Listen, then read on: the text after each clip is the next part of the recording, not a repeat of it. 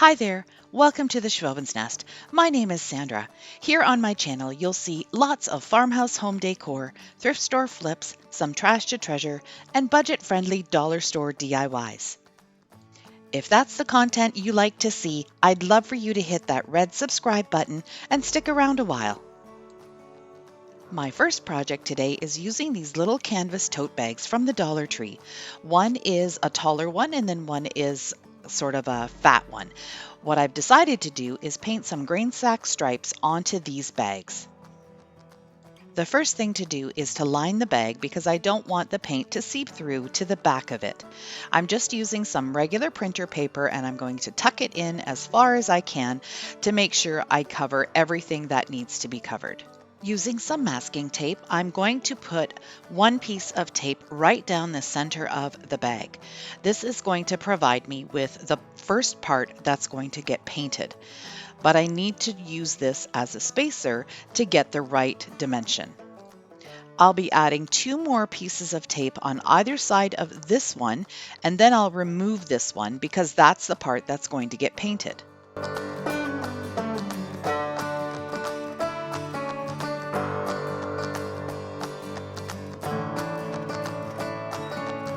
I'm using folk art chalk paint in the color Maui Sand. I get this at Walmart, although right now there's not a whole lot of supplies available at Walmart in their craft section. I'm also just going to use a little paintbrush and I'll paint the stripe fully enough that all of the fabric is covered, but if there's a little bit of white peeking through, that's okay. It will look a little bit more distressed that way. You don't have to wait for the paint to dry. You can remove the tape very carefully and check out that really nice, clean, crisp line that you've created with the tape. I just love doing reveals like this. It's my favorite part of any project.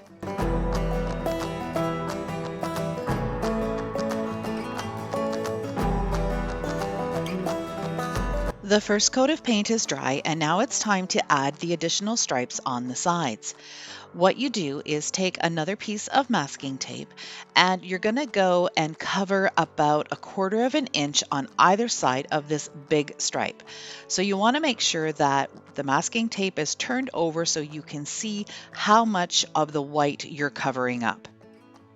Then another piece of masking tape gets put about 1/4 of an inch to the outside of these pieces of masking tape to provide you with space on the bag to create another stripe.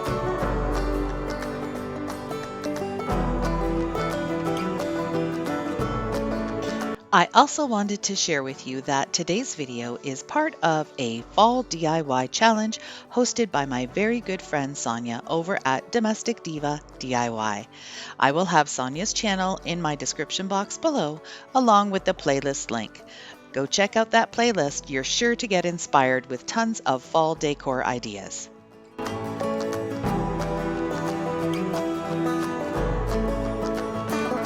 So the paint's dry on the little bag and I'm going to stuff it using just some lined paper that I had hanging around the house. I don't have any kids in school anymore, so I can just go ahead and use up the scraps that I had. What I want to do is be able to stuff this little bag fat enough that it's going to be nice and round, but I also want to be able to still close it at the top. I've got enough paper stuck in there and now I'm just going to squish the little corners in and push it and form it until I get the shape I like. I've also decided then to take these 2 handles, I'm sorry that it's a little bit off screen, and just tie them into a nice tight little knot, and that will just keep the top of the bag together. I then went out into my garden and found a nice thicker piece of wood that I was able to cut down and make the stem for the pumpkin. I'm just going to take a little bit of twine and tie a couple of strands around the pumpkin just to kind of mimic those little vine strands that you see coming off the pumpkin stem at the top. I'm not using any glue or hot glue in this project because I want to be able to reuse these bags for different seasons. I'm thinking that I could probably do something with it for Christmas, so stay tuned to that in a couple of months. My second project for you today is using this tin that I picked up at my local Dollarama store. I'm just using some white latex paint and I'm going to give it one coat. It's going to be streaky and that's okay. I want this to look old and distressed, so I'm actually not going to bother giving it a second coat because the effect that it looked like when it was dry for the first coat was exactly what I was looking for. So here's a quick look at how the bucket looks just with the one coat, and I decided to put some Grainsack stripes on this as well.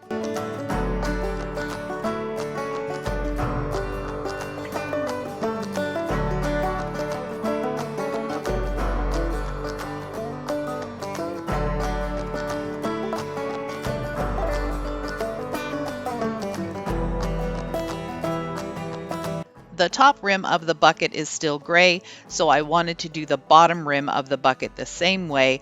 I'm just using the charcoal paint and just gently going around the bottom edge.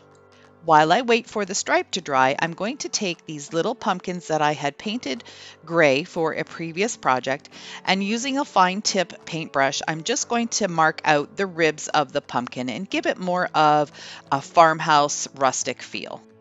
Using some of this white latex paint and a little drop of the dark gray, I'm going to mix up a lighter gray color that I'd want to use for some acorns that I picked up at the Dollar Tree. The colors I'm using this year for my fall decor are some muted oranges, something really darker, not too bright, and gray, green, and white. I'm using more modern farmhouse fall colors, and I thought these acorns would look really cute painted gray. I have a bunch of supplies for fall decor, some pumpkins, apples, pine cones, acorns, all sorts of things. And instead of going out and purchasing new picks from the dollar stores or from Walmart, I decided to make my own. And I do this quite often. The one thing that I'm able to do with these is I don't have to glue anything in. I took some sticks from my backyard, broke them, poked holes in the bottom of all of these styrofoam pumpkins and gourds and acorns, and I was able to just add some stems to them really easily. I've got some pears and apples, and I think they're going to look really cute in the display that I'm going to arrange inside the metal bucket.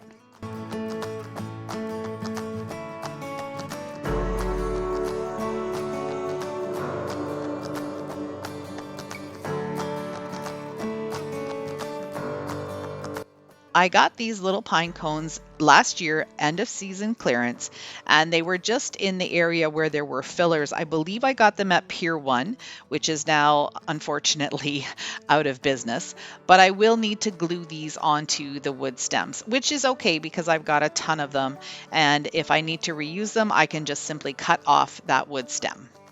Here's a quick look at the assortment of picks that I just created.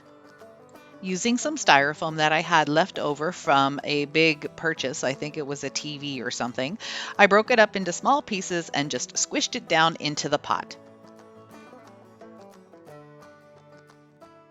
I'm going to start using the picks to create my arrangement. I'm also using some boxwood lamb's ear and some other cotton picks and some more pine cones just to fill things up really nice and full.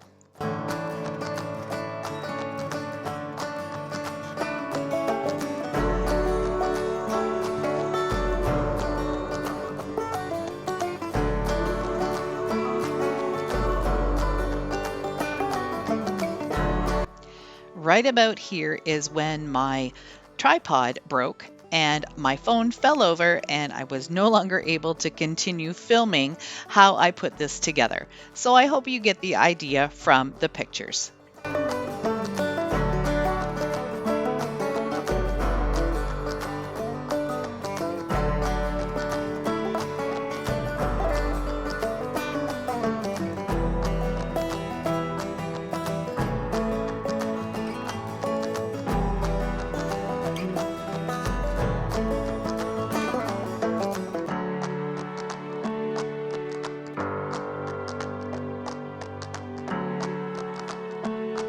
I hope you love this video and you like that Grainsack striping as much as I do.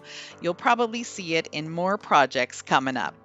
Thanks so much to Sonia for hosting the challenge today. If you like what you saw, hit that red subscribe button, and you can also click the bell to get notified when I upload new videos. Thanks so much for watching right to the end. See you in the next one.